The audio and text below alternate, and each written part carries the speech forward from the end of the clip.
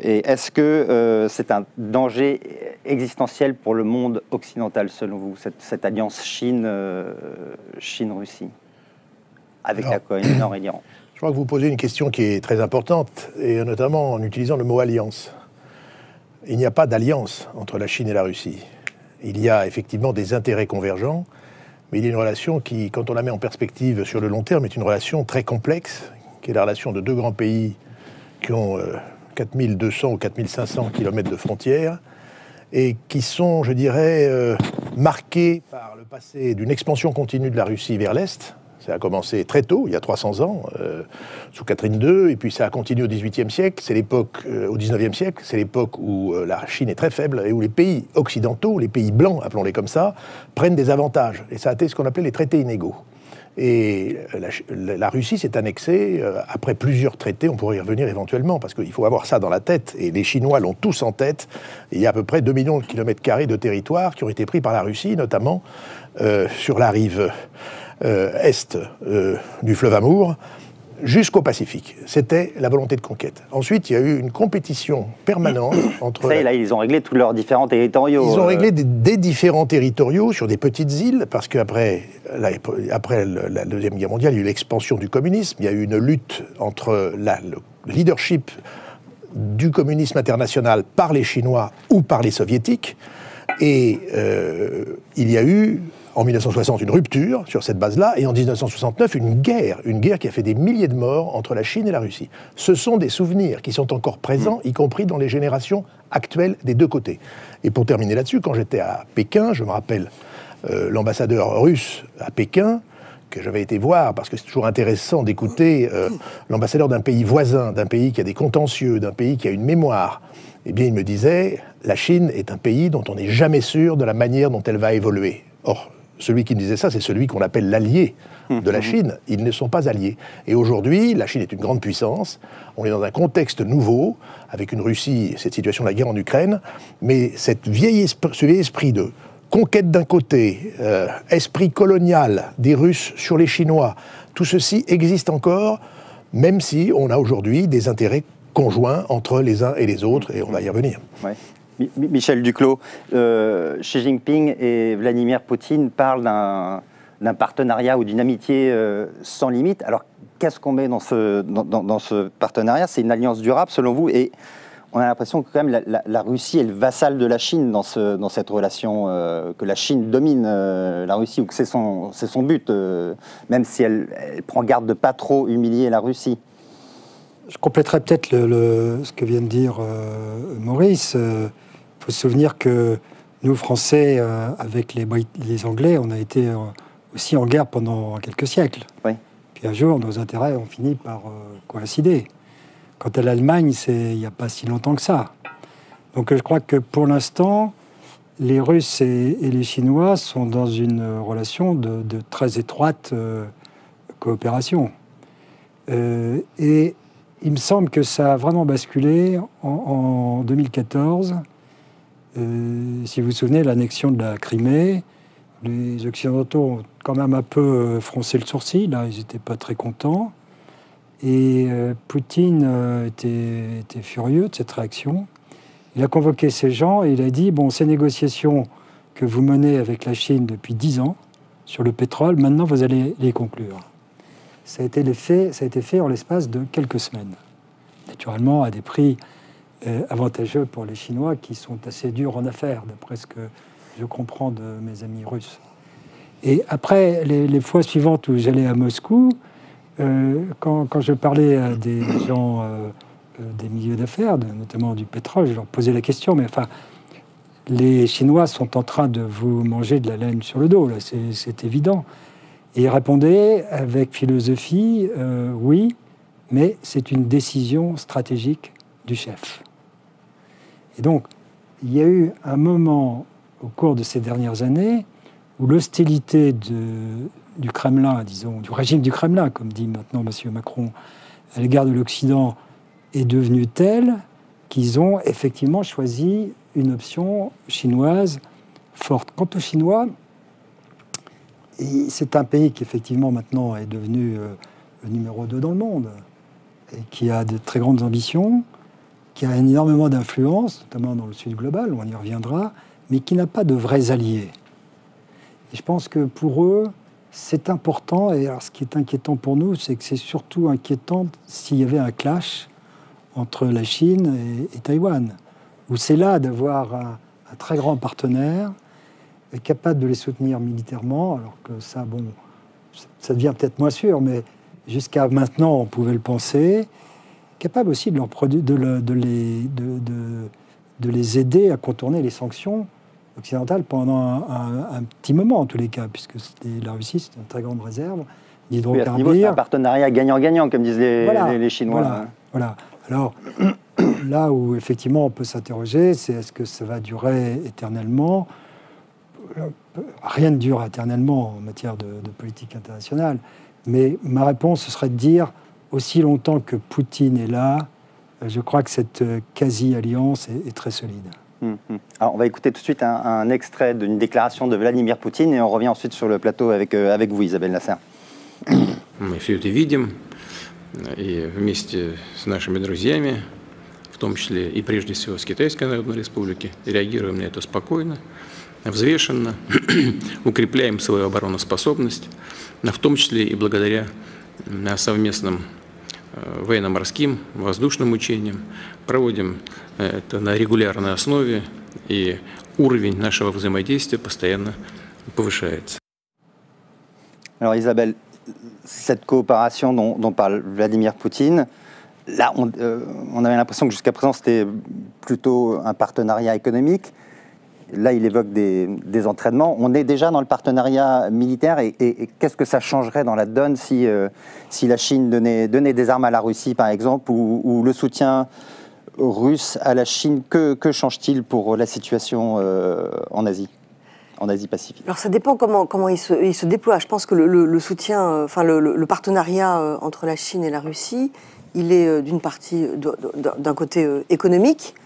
Il y a une dimension dans cette pochette économique qui est liée aux sanctions, c'est-à-dire que la Russie utilise la Chine pour se détourner des sanctions occidentales. Et il est aussi le ciment de cette association, et d'ailleurs c'est très clair dans ces propos de Vladimir Poutine, le ciment c'est l'opposition aux États-Unis, comme patron de l'Occident. Et du côté chinois comme du côté russe, on a dans cette association la volonté de chasser les États-Unis des zones d'influence à la fois de la Chine et de la Russie, et puis aussi la volonté d'imposer un modèle politico-économico-culturel différent du modèle occidental qui, quand on est à Moscou ou à Pékin, a dominé le monde et aujourd'hui ne doit plus le dominer parce que les alliances changent et surtout parce que les rapports de force sont en train d'évoluer avec une rétractation de l'Occident. Alors effectivement, si le partenariat se consolide, c'est très difficile de savoir, dans une période de changement comme ça, avec des alliances volatiles, le monde change tellement vite qu'on a du mal à l'imaginer dans 10 ou 15 ans. On avait dit, par exemple, il y a quelques années, vous allez voir, l'association entre la Russie et la Turquie est tellement non naturelle qu'elle va voler en éclats au premier carrefour. Eh bien non, pour l'instant, elle fonctionne. L'association Chine et Russie, pour l'instant, elle fonctionne, à mon avis aussi, jusqu'à la fin de Vladimir Poutine, ou en tout cas jusqu'à ce que, en fait, la menace que représente pour la Chine la toute-puissance chinoise passera après les intérêts premiers de Vladimir Poutine, qui sont de récupérer l'Ukraine, tuer l'OTAN et faire reculer l'Occident. Sur le volet militaire, alors il y a pas mal de rumeurs d'une aide cachée de la Chine à la Russie, puisque les deux pays en fait fonctionnent avec des matériaux militaires qui sont de nature anciennement soviétique. Donc il est difficile de reconnaître quand on enlève l'écusson chinois ou l'écusson russe. Il y a beaucoup de rumeurs. Pour l'instant, ça n'a pas été vraiment prouvé. C'est-à-dire qu'on n'a jamais pris les Chinois la main dans le sac. Mais il est évident que si les Chinois se mettent à armer massivement les Russes, le cours de la guerre va lui aussi changer très vite et radicalement. Il y a un côté humain qu'il ne faut pas perdre de vue, c'est que, comme disent les Russes, Bon, un système à parti unique, nous, on connaît bien, quoi. Il s'y repère. Et quant aux Chinois, moi, je veux dire, je suis assez ébloui parce que, évidemment, ils méprisent les Russes, bien évidemment, mais en même temps, ils sont d'une hypocrisie absolue. C'est-à-dire que Poutine, qui est toujours à Jeanne parce qu'il est isolé, etc., quand il fait la moindre cérémonie, qu'il a besoin des dignitaires étrangers, les Chinois sont prêts à lui envoyer qui il veut, quoi. Et donc, ils sont apparemment, officiellement, dans les apparences, extrêmement respectueux. Maurice Gourdeau-Montaigne, là, pour la première fois, les Chinois ont quand même apporté leur soutien à la Russie dans leur guerre en Ukraine. C'est quoi ce il y a quand même une forme de partenariat. Est-ce que le but, c'est d'offrir un contre-modèle au modèle des démocraties libérales occidentales? Est-ce que c'est de créer un nouveau monde, en fait, où la démocratie n'a plus sa place et où on est dans une autocratie dont parlait Michel Duclos, où là, on est dans un monde familier des deux côtés, en fait? Non, je crois qu'il y a une chose qui est importante, c'est effectivement où se fait la convergence de la Russie et de la Chine. Elle se fait contre les États-Unis et contre ce qu'ils appellent les ingérences américaines. C'est ancien, ça remonte déjà à 2001. En 2001, il y a eu une visite de Poutine en Russie, reçue par le président chinois, dans laquelle ils ont signé un traité de coopération et de bon voisinage. C'était une manière de redémarrer à zéro, de faire un reset de la relation, comme on dit. Et l'idée, c'était de lutter contre les ingérences. Au mois de décembre dernier, décembre 2023, il y a eu une rencontre des deux ministres de la Défense. Le nouveau ministre chinois, Dong Jun, qui vient d'être nommé, et le ministre russe, Shoigu. L'idée a été de dire, il faut lutter contre les ingérences, ils ont répété le terme, et contre l'encerclement. Ils ont le sentiment que d'un côté, l'OTAN cherche à encercler la Russie, et que de l'autre côté, les États-Unis, et notamment la dénonciation d'AUKUS, qui a été refaite par Poutine, c'est d'encercler la Chine par le Sud. Donc il y a une alliance contre les intérêts américains. J'ajouterai à ça, et ça a été dit par Isabelle Lasserre, ça a été suggéré, c'est l'idée que la domination américaine, elle passe par les sanctions, par la manière dont on se sert du dollar, de l'extraterritorialité des sanctions américaines, et donc le fait qu'il faut arriver à dédollariser le monde. Mais pour répondre à votre question... De faire des échanges en yuan. De faire des échanges en yuan, mais dans toutes les monnaies. Les Russes ont détourné les sanctions en faisant des échanges en yuan avec la Chine, mais en roupies avec les Indiens, en dong avec les Vietnamiens, en baht avec les Thaïlandais, etc., etc. Ils ont réussi à créer des fonds de compensation, et ça permet finalement de régler le problème. Évidemment, les échanges en yuan sont les plus importants parce que la Chine commerce en yuan avec un système qu'elle a mis au point avec l'ensemble des pays qui font du commerce extérieur avec elle. Enfin, tous ceux qui le veulent et qui rentrent dans le système qu'ils ont mis en place. Mais pour ce qui est de répondre à votre question plus directement sur l'idée de présenter un nouveau monde, là, il y a, je crois, entre Chinois et Russes, non pas des divergences, mais il n'y a pas un accord parfait, parce que les Chinois ont lancé un certain nombre d'idées, notamment un destin commun de l'humanité, qui passe par un projet civilisationnel, un projet de défense, un projet culturel mondial. Les Russes ne rentrent pas là-dedans, ils n'ont pas réagi d'une certaine manière à ce projet-là. En revanche, est-ce que les uns et les autres sont prêts à une nouvelle gouvernance du monde? Ils n'ont pas précisé comment ils voudraient le faire. Donc là, on est encore dans le flou s'agissant des convergences. La vraie convergence, elle est sur la lutte contre les États-Unis, contre la démocratie et contre l'Occident. Alors justement, vous Tanguy, vous étiez au Proche-Orient récemment. Est-ce que sur le terrain, vous avez constaté qu'avec Israël et les Palestiniens, cette alliance russo-chinoise avait un impact, avait changé les règles du jeu par rapport à ce qui se faisait avant, là, après le 7 octobre? Elle a forcément un impact, parce que si on voit le jeu au Proche-Orient, en Israël particulièrement, ça a été très longtemps un jeu à trois, en fait, avec les Israéliens, les Palestiniens derrière le monde arabe, et les États-Unis en arbitre plus ou moins honnête.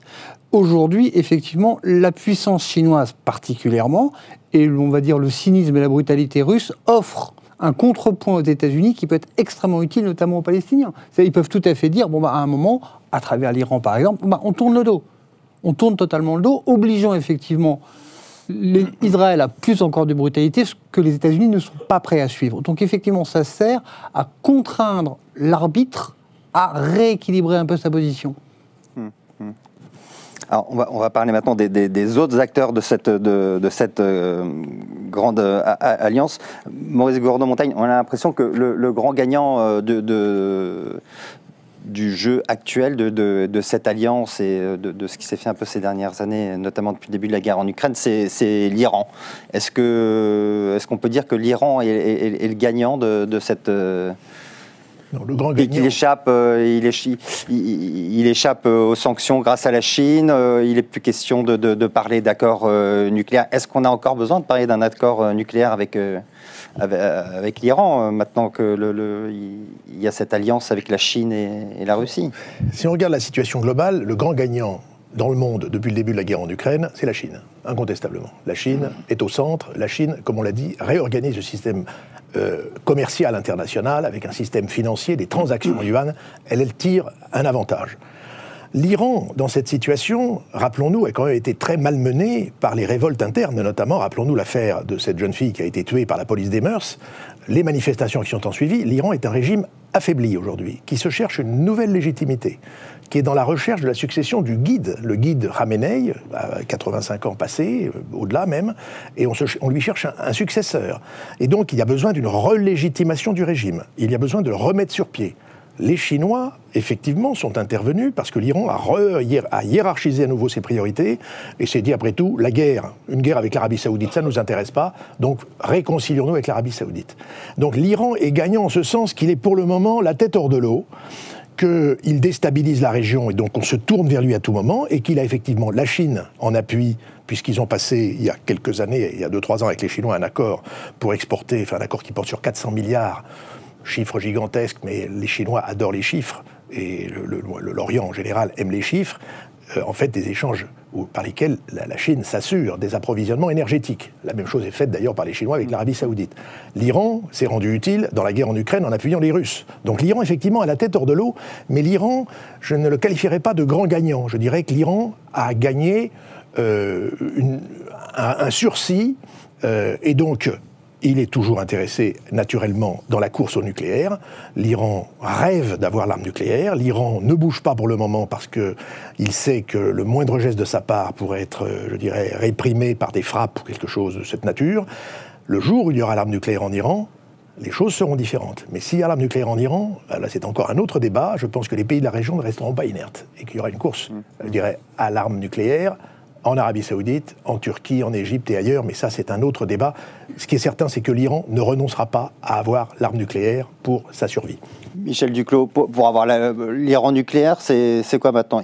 On ne parle plus avec les États-Unis, il suffit d'un feu vert russe ou chinois, à votre avis, et pour vous, quel est le rôle de l'Iran dans cet axe? Est-ce que c'est de déstabiliser le Moyen-Orient, d'ouvrir un nouveau front pour distraire les États-Unis et détourner l'attention du front ukrainien? Alors, si vous voulez, il y a une forme de mystère iranien.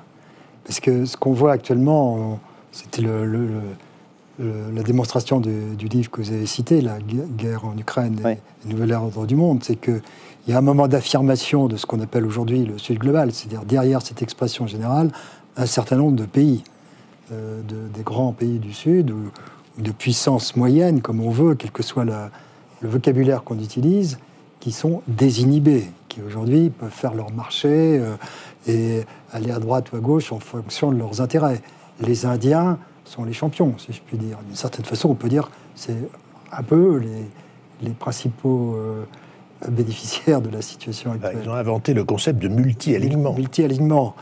Or, les Indiens, les Iraniens qui auraient pu jouer le même jeu et se dire, bah oui, moi aussi, je vais de temps en temps monnayer mon appui aux Occidentaux, aux Arabes, aux Russes, aux Chinois, etc., ont choisi une stratégie différente qui est de se coller à l'axe Moscou-Pékin. Pourquoi? Je ne sais pas jusqu'à quel point. Une explication possible quand même, c'est que c'est un régime qui est effectivement peut-être affaibli, mais surtout de plus en plus racorni, replié sur un noyau dur de plus en plus idéologique. Il m'est arrivé récemment de demander à un ami iranien, justement, pourquoi vous vous collez aux Russes alors que vous voyez bien quand même, c'est pas sûr qu'ils gagnent et puis ils sont de plus en plus isolés. Et la réponse, mais qu'est-ce que vous racontez? C'est eux qui se collent à nous. C'est-à-dire que dans la perception iranienne, les Russes les ont sollicités. Et après tout, les Russes, c'est des ennemis des États-Unis. Et puis voilà, ils achètent la camelote, les drones iraniens. Pourquoi ils se seraient gênés, si vous voulez? Et là où ce qui est quand même, pour moi, inquiétant, c'est quand même la question nucléaire. C'est que jusqu'ici, on avait tant bien que mal jugulé l'appétit nucléaire de l'Iran, avec l'appui, difficile toujours à obtenir, en traînant les pieds, mais enfin, avec l'appui de la Russie et de la Chine. Aujourd'hui, avec un Israël concentré sur ses propres affaires à Gaza, avec des Américains qui sont devenus dysfonctionnels, avec une Russie qui dépend de l'Iran, je crois qu'il y a pour ce pays une fenêtre d'opportunité à un moment où, en termes d'uranium, etc., ils sont quand même, ils y sont, quoi. Oui. Pardon, Isabelle, et pour la Corée du Nord, c'est un peu la même chose. C'est pour ces deux pays, il n'y aura plus de négociations sur le nucléaire, d'après vous, ou est-ce qu'il y a encore une marge pour discuter avec eux, malgré cette alliance? Pour moi, le dossier nucléaire iranien que j'ai suivi pendant de longues années est perdu depuis 2018. C'est-à-dire depuis le retrait de Donald Trump de l'accord sur le nucléaire iranien. Après, on a fait semblant, les Occidentaux ont fait semblant de dire que ça continuait, d'essayer de refaire des rounds de négociations. En réalité, après 2018 et après l'échec d'Emmanuel Macron de faire se rencontrer en fait la direction iranienne et la direction américaine, en fait, on n'a pas de plan B. Donc, on n'en a pas parlé, on a mis ce dossier sous le boisseau et on a fait comme si ça n'existait plus. Depuis toutes les tentatives, même la dernière était une tentative américaine de négocier avec les Iraniens, ont lâché.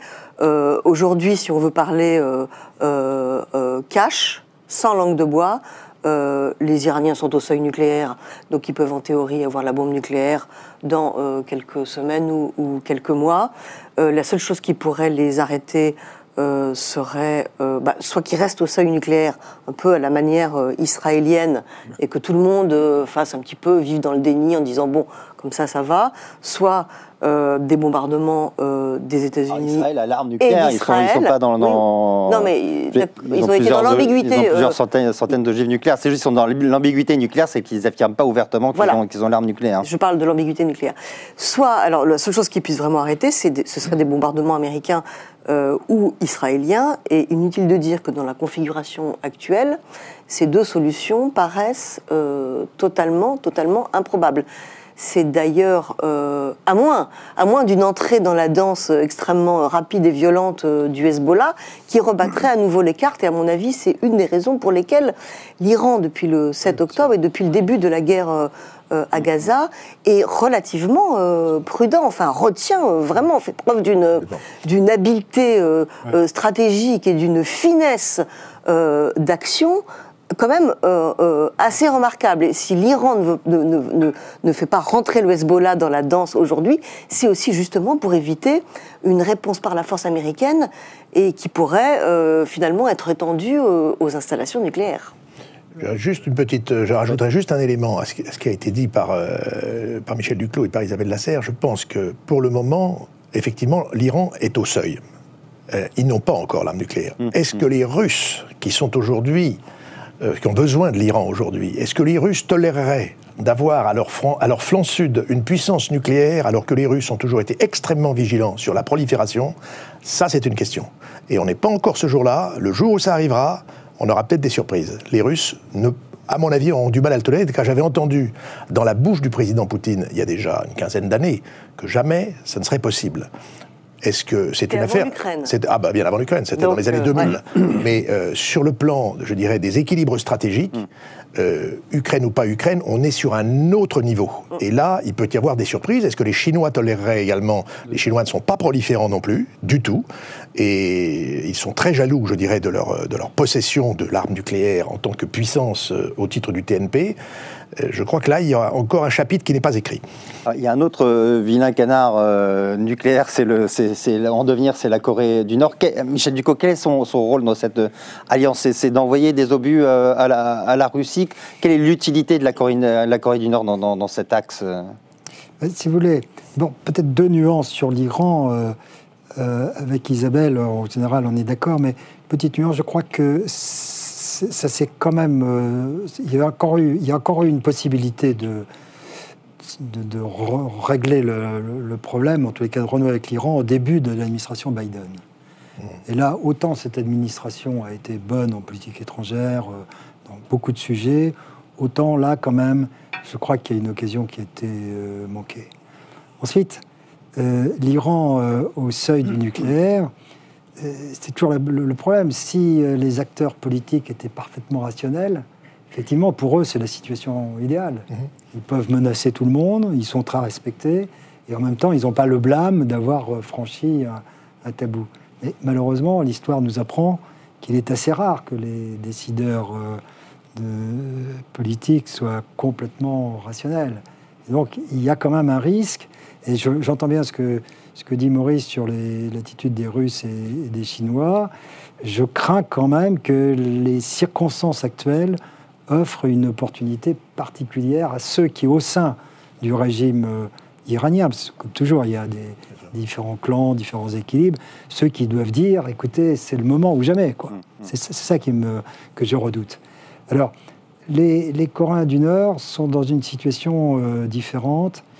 Et je dirais, là, excusez-moi de me citer de nouveau, dans ce livre, j'avais essayé d'avancer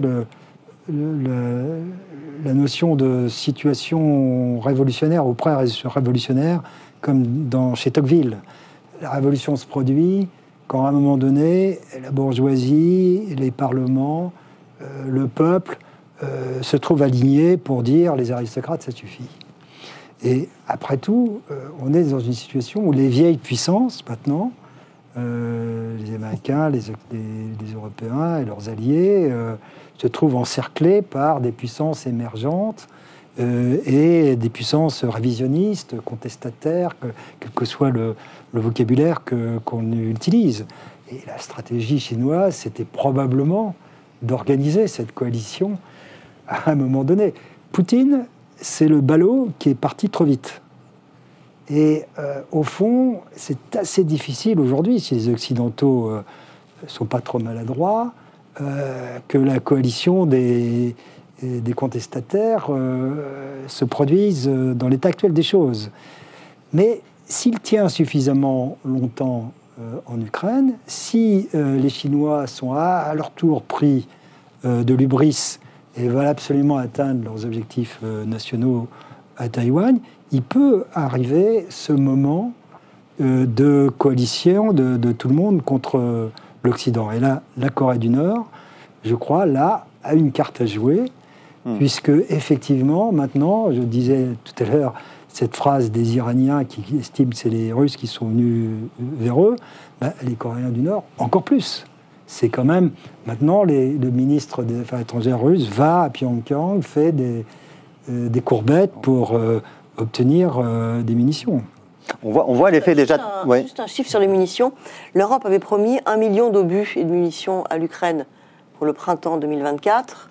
Elle a été capable de lui en fournir environ 300 000.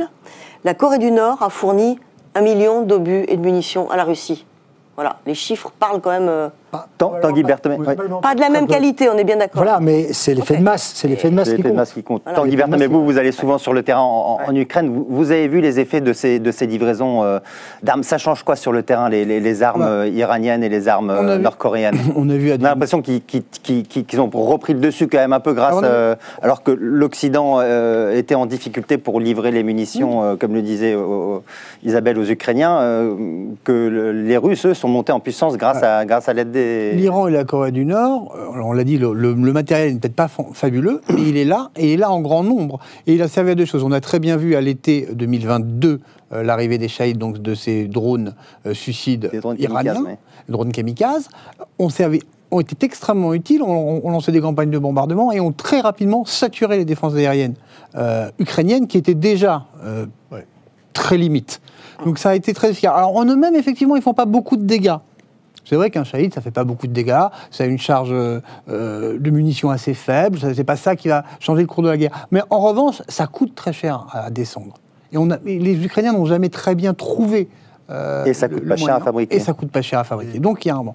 Quant aux obus, on l'a vu très bien, les Russes, l'été dernier, on n'est que l'été dernier, on disait qu'ils n'avaient pas les moyens de résister, qu'ils étaient sur des lignes de défense, qu'ils ne pouvaient pas tirer, etc. Et on a vu, effectivement, sur un certain nombre de fronts, le nombre d'obus tirés par les Russes fondre. Ça, c'était l'été dernier.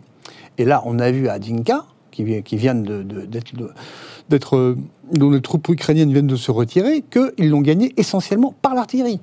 En tirant comme au plus beau jour. Donc effectivement, ce million d'obus qui est arrivé, on dit que c'est 1 million, en fait on ne sait pas exactement, parce que la Corée du Nord n'est pas exactement en état transparent, et on ne connaît pas les stocks de la Corée du Nord non plus, ni ses capacités de production.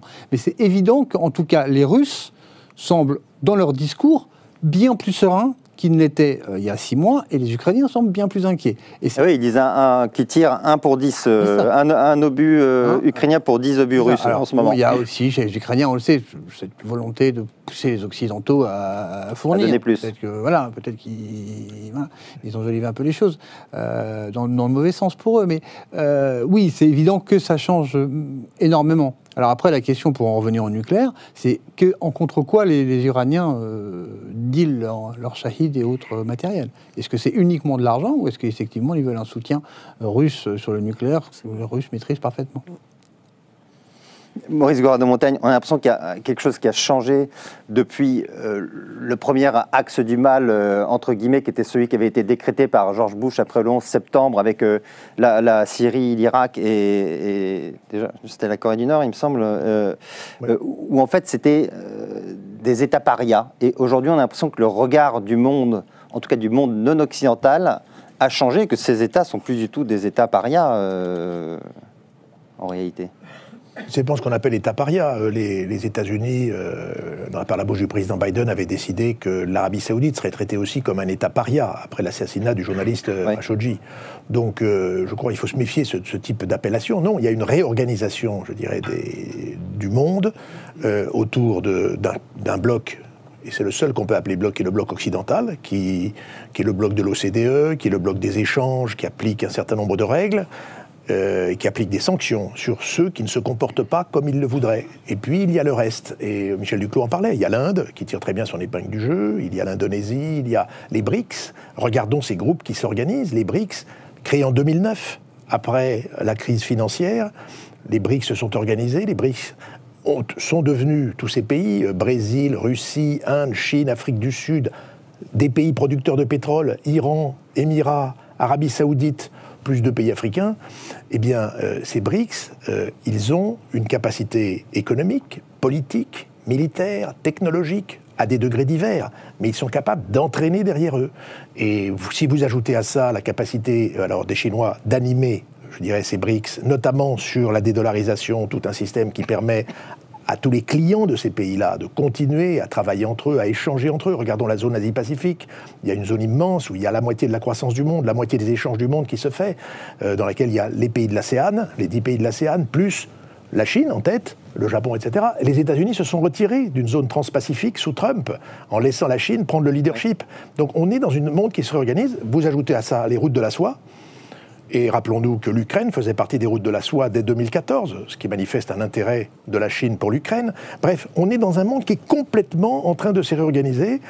Notre risque à nous, c'est de rester à l'écart, je dirais, de ce monde qui se réorganise, qui réorganise ses échanges et sa croissance, parce que nous avons aussi besoin de cette croissance-là et de maintenir le contact avec ce reste du monde. Et les parias, ils se fondent dans la masse, somme toute. Alors, ils sont tenus en lisière par les uns ou les autres. La Corée du Nord n'a pas beaucoup d'amis. Mais la Corée du Nord, elle gêne les Chinois plutôt qu'autre chose. La Chine est le seul pays avec lequel elle a une alliance, c'est la Corée du Nord. Mais la Corée du Nord, la Chine avait réglé la dernière crise de Corée du Nord dans les années 2016-2017, avec pas mal de difficultés, mais avec une alliance objective avec le Japon. Ah, on dira, mais c'est curieux. Ben oui, parce que ni le Japon ni la Chine n'ont intérêt à voir la situation actuelle changer. Le jour où il y aurait une Corée réunifiée, le Japon a une Corée de 80 millions d'habitants à ses portes, alors qu'il mettra du temps à se reconstituer. Mais c'est un problème. Et pour la Chine, une Corée réunifiée, ça voudrait dire que les Américains sont à la porte de la Chine. Ce n'est pas possible. Donc, il y a beaucoup de facteurs qui se combinent pour que, oui, ces pays sont parias, mais somme toute, on les tient jusqu'à un certain point. Et eux essayent de se manifester pour leur survie. Voilà, et je crois que les grandes règles de la stratégie, c'est-à-dire les intérêts, comme l'intérêt de la non-prolifération, sont à mon avis des intérêts dominants encore aujourd'hui, ce qui ne veut pas dire qu'il n'y aura pas d'autres États nucléaires, comme on a vu naître l'Inde ou le Pakistan dans la période récente. Alors, Tanguy, vous qui connaissez très bien l'Afrique, en Afrique, on les voit comment c'est ils ne sont pas considérés comme des méchants, la Russie, la Chine, l'Iran. Non. On a l'impression que, voilà, après la France, les États-Unis qui sont un peu désengagés, ils sont quand même assez bien accueillis. Je crois qu'il faut se mettre dans la position du livre de M. Gourdon-Montagne. C'est-à-dire qu'il faut se mettre dans la position des Africains, essayer de voir le monde comme eux le voient. Et ils le voient de manière très claire, c'est que pour eux, le grand drame du monde du XXe siècle, c'est la colonisation. Et ils ont été les principaux victimes de la colonisation. C'est pas la Deuxième Guerre mondiale, c'est pas la guerre froide, c'est pas la Shoah, c'est la colonisation. Et dans cette vision du monde, si vous voulez, ni la Chine ni la Russie n'ont été des États coloniaux. Alors certes, ils l'en sont dans leur étranger proche, mais pas en Afrique. Donc pour eux, ça va très bien. Et la Chine et la Russie jouent beaucoup dessus. Aujourd'hui, la Chine leur offre commercialement une véritable contre-proposition au monde occidental qui leur faisait une sorte de propositions globales avec économie, régime politique, échange, tout y était. La Chine, elle n'est pas aussi exigeante que ça. Hein. La Chine, elle fait juste économie. Et effectivement, vous pouvez, comme fait un petit peu l'Inde, comme disait monsieur, comme fait un peu l'Inde, choisir votre partenaire selon ce que vous voulez. Et c'est ce que réclament les Africains. Et au bout d'un moment, effectivement, ils veulent sortir de ce tête-à-tête qui est étouffant. Hein. Il faut aussi que l'Europe se regarde. C'est-à-dire que l'Europe, à un moment, elle arrive en Afrique, elle dit « bon, maintenant, tu fais ça ». Pourquoi ? Et les Chinois leur disent non, vous allez devoir faire autre chose. Et les Russes leur offrent ce que les Chinois ne leur offraient pas, c'est-à-dire l'offre militaire. Les Chinois, sur l'offre militaire, ils ne se projettent pas, enfin, sauf à Djibouti, mais c'est assez exceptionnel. C'est pour protéger leur route commerciale, mais ils ne protègent pas les pays. La Russie, eux, le proposent. Alors, effectivement, ils ont une contre-proposition économique, militaire, diplomatique, parce que et la Chine et la Russie sont au Conseil de sécurité, comme l'Europe, comme les États-Unis. Donc effectivement, ils ont une contre-proposition et ils ont bien l'intention de jouer avec. Alors, est-ce que pour autant, on peut dire que l'Afrique est séduite par la Chine et la Russie ? J'en suis pas sûr, ils sont pas idiots, ils voient bien le type de régime que c'est, et selon les pays, selon les moments, ça va changer. L'Afrique, c'est 52 pays, hein, donc faut pas... Il y a de grandes différences. Isabelle, on a l'impression, à un moment, l'Ukraine et l'Occident, derrière l'Ukraine, avaient perdu un peu ce qu'on appelle le Sud global. Il y a eu des efforts qui ont été faits pour essayer de rallier le Sud global à la cause ukrainienne, mais on a l'impression que depuis les événements du 7 octobre et ce qui se passe dans la bande de Gaza, il y a un sentiment de deux poids, deux mesures dans le Sud global où en fait c'est une cause perdue maintenant. Oui. Est-ce que c'est le cas ? Oui. Je rajouterais juste quelque chose, ce qui est incroyable. Enfin, je veux dire, les Français en Afrique, leur offre était conditionnée à un impératif de démocratie. De bonne gouvernance. De bonne gouvernance politique et un respect des droits de l'homme. Les Russes se fichent complètement de la démocratie et se fichent complètement des droits de l'homme. Et les Russes, militairement, proposent aujourd'hui aux juntes africaines ce que les Français faisaient avant, mais qu'ils ont décidé de ne plus faire. C'est-à-dire de ne plus... Voilà. Donc c'est effectivement... mais ce que font les Russes, c'est très clairement ce que... Et les Chinois, c'est ce que faisaient les Français à l'époque coloniale. Voilà, absolument. C'est un complet, on fait ce qu'on va... Donnez-nous... Ouais. Laissez-nous entrer, on fera ce que vous voulez. Et alors, sur l'histoire du 7 octobre, il est évident que en fait, cette fracture, cette rupture, cette déchirure entre le mal nommé Sud global, mais qui existe quand même, et l'Occident a été totalement exacerbé. C'est-à-dire que maintenant, par exemple, Emmanuel Macron, qui lui a essayé pendant des mois d'aller voir les pays du Sud global en leur disant écoutez, il faudrait essayer de vous rapprocher du point de vue ukrainien, de vous écarter de la Russie. Ce discours n'est plus audible aujourd'hui depuis la réaction militaire israélienne. Alors là, je ne parle pas j'émets aucun jugement, mais la réaction militaire assez musclée d'Israël est considérée dans le Sud global comme un parti pris absolument claire et nette. Les pays occidentaux sont complètement associés à Israël, et aujourd'hui, les pays du Sud global disent « mais attendez, voilà ce que votre allié israélien fait aux Palestiniens, et vous nous demandez de prendre position pour les Ukrainiens ». Sur ce point de vue-là, Michel Duclos, l'Occident a perdu le Sud global ou définitivement, à votre avis? Non, bien sûr que non, mais bon, ce que vient de dire Isabelle, c'est ce que nous savons tous, c'est que la matrice du ressentiment du Sud vis-à-vis de l'Occident, c'est beaucoup Israël.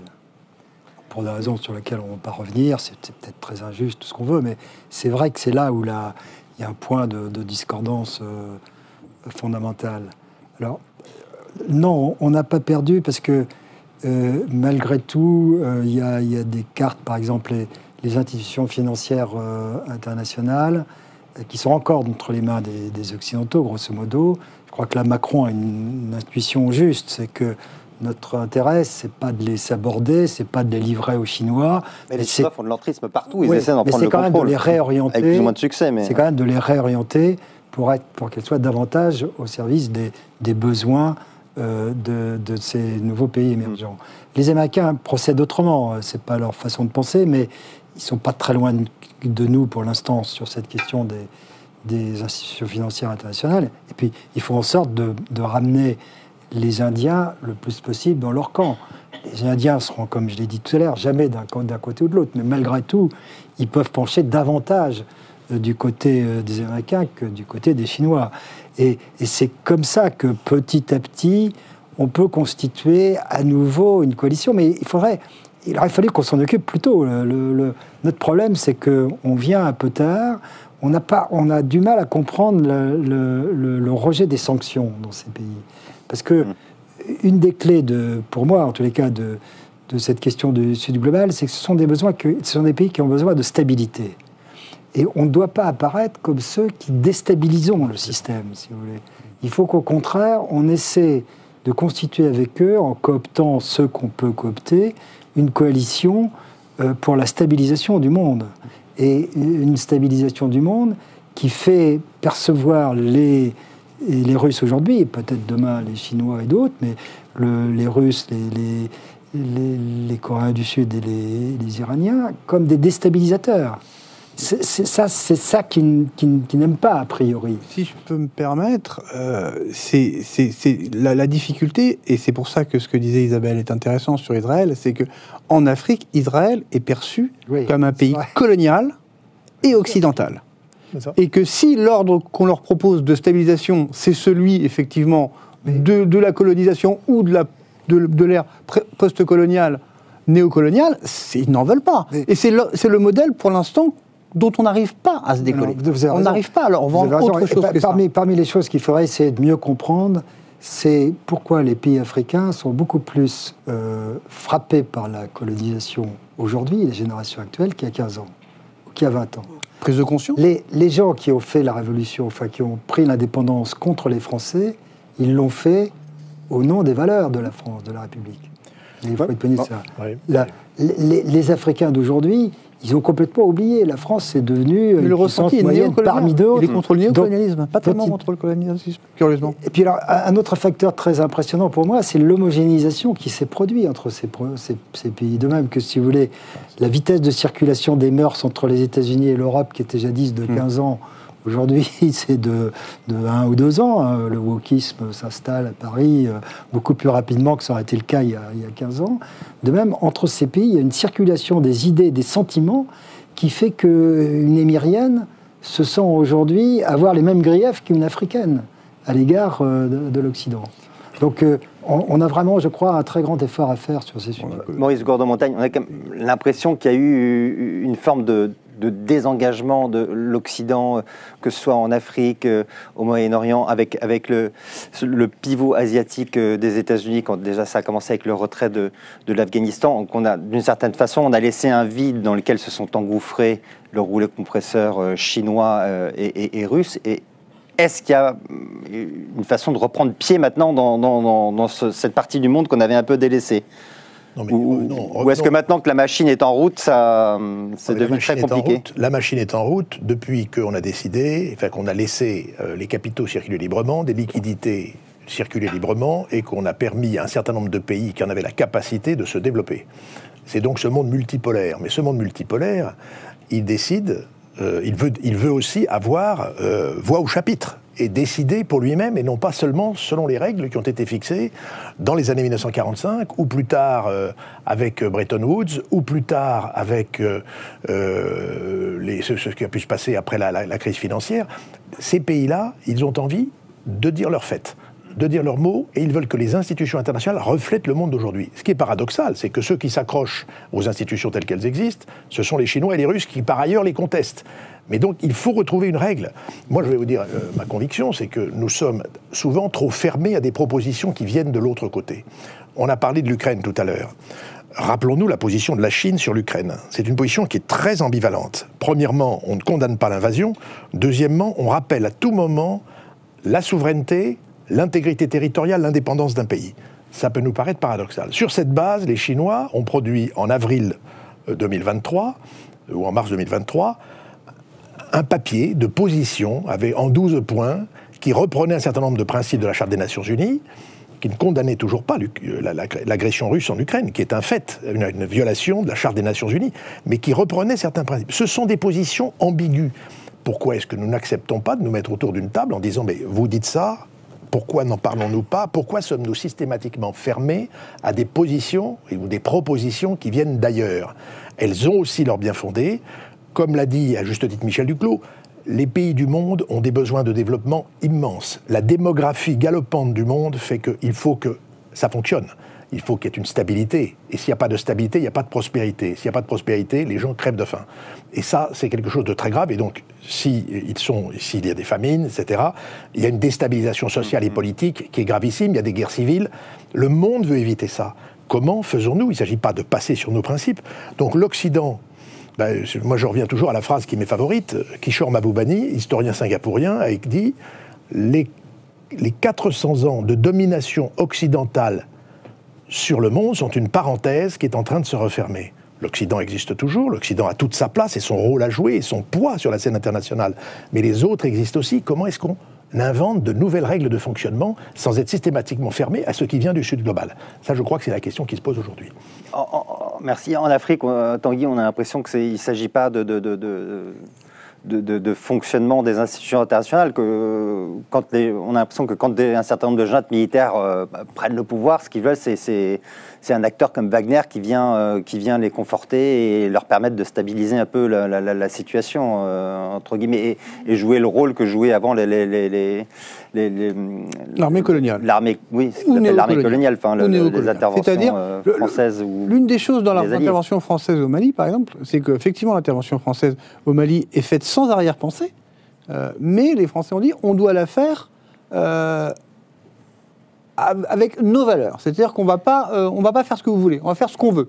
Et effectivement, au bout d'un moment, les Maliens ont dit non. Et c'est pour ça que le sujet de Kidal, alors on va pas rentrer dans les détails, mais le sujet de Kidal que les Français ont toujours refusé de prendre, qui est devenu au Mali une sorte de symbole de l'échec de l'intervention française, l'une des premières choses que les Maliens ont demandé à Wagner, c'est de prendre Kidal. Et Wagner a dit, si vous voulez qu'on prenne Kidal, on prend Kidal. Alors, est-ce que c'est une erreur stratégique? Est-ce qu'il fallait le faire? Est-ce qu'il fallait pas le faire? Wagner ne se pose pas la question. Wagner prend Kidal et dit aux Maliens, débrouillez-vous avec Kidal. Ils mettent quand même leur drapeau dessus, ils se filment dessus pour bien montrer que c'est eux qui l'ont fait quand même. Hein. C'est pas non plus totalement gratuit. Mais c'est tout, c'est aussi simple que ça. C'est-à-dire que, comme disait Isabelle tout à l'heure, les Russes et les Chinois, enfin, surtout les Russes, font la politique que la France faisait dans les années 50-60. Voilà. On soutient le régime en place. Voilà. Point. Isabelle, très brièvement, parce qu'on arrive au terme de l'émission, est-ce que, d'après vous, l'Occident peut encore séduire ce monde non occidental, ou est-ce que c'est une page qui se tourne? Ouais, moi, je pense que c'est une page qui se tourne. Maintenant, l'ancien monde est terminé. On est dans une période de transition qui est un petit peu chaotique pour nous, parce qu'il y a d'autres régions du monde, en Asie, où ça va bien. Hein, et on n'a pas encore inventé le monde qui prendra la succession de l'ancien monde. Donc il va falloir organiser des nouveaux rapports de force. Michel Duclos, en 2 mots. En un mot, si on perd en Ukraine, alors là, vraiment, notre cote va beaucoup baisser partout ailleurs. Ouais. Et les Chinois, qui pour l'instant maintiennent encore leurs options un peu partout, vont se radicaliser. Vous êtes d'accord, Maurice ? Je pense que c'est extrêmement important de savoir dans quelle position l'Ukraine arrivera à la table des négociations au moment venu. Merci beaucoup, merci d'avoir participé à cette émission. Et la semaine prochaine, vous retrouvez Philippe Gély pour un nouveau Club International.